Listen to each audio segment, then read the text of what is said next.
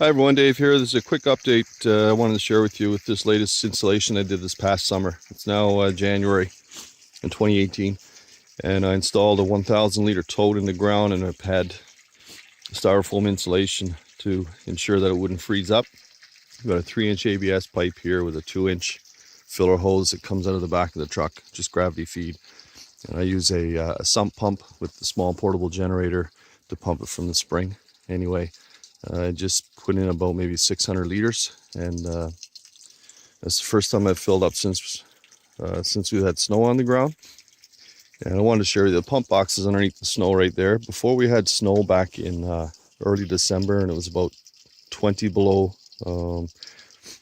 It was a really cold, windy night, and the pump partially did freeze up a little bit. I didn't get water into my cabin over there, so I came out and lifted the cover on the pump box and just put the hairdryer on it for about 30 seconds, and it quickly let go. But so I was contemplating whether or not I would add a short 3-foot length of heat trace on the pipe and the pump in the pump box there, but I changed my mind. I'm not going to do it. I haven't had an issue, and it's been 20 below, 25 below since then, and I haven't had any issues with freeze up, so I'm not going to bother to put in. Another thing you could use, if you don't want to use heat trace with this in the ground, you could use just a regular incandescent light bulb, a 25-watt light bulb, because I've already got power in there with the trickle charger, keeping the battery, the 12-volt battery that's there. It's running the SureFlow pump.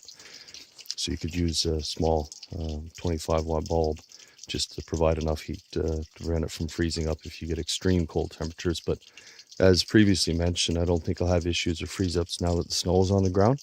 Snow is quite a good insulator, and so there's no issues with the water freezing up in the tank down on the ground right here.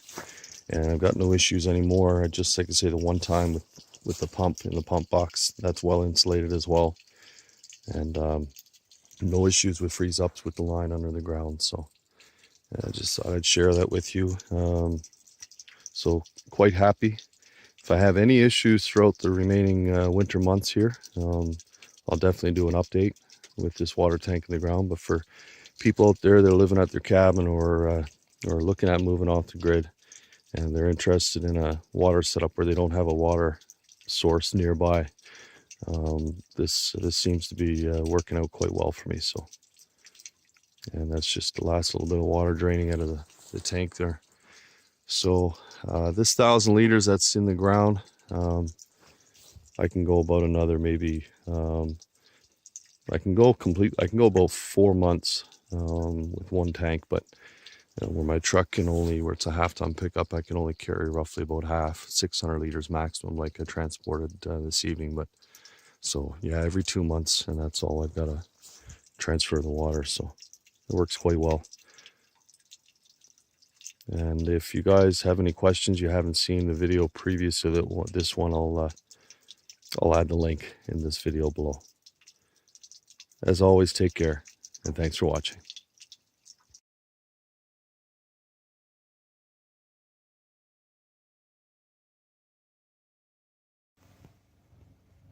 So here's the setup with a pigtail and a 25-watt light bulb.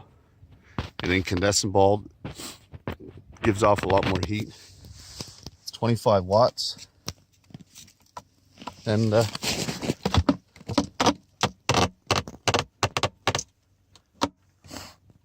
it's pretty warm in there. And that's all you need to keep the pump from freezing. And the water line works very well. Probably about 20 degrees in there. And as you can see, it's pretty cold outside. It's I think it's probably about -10 here right now. So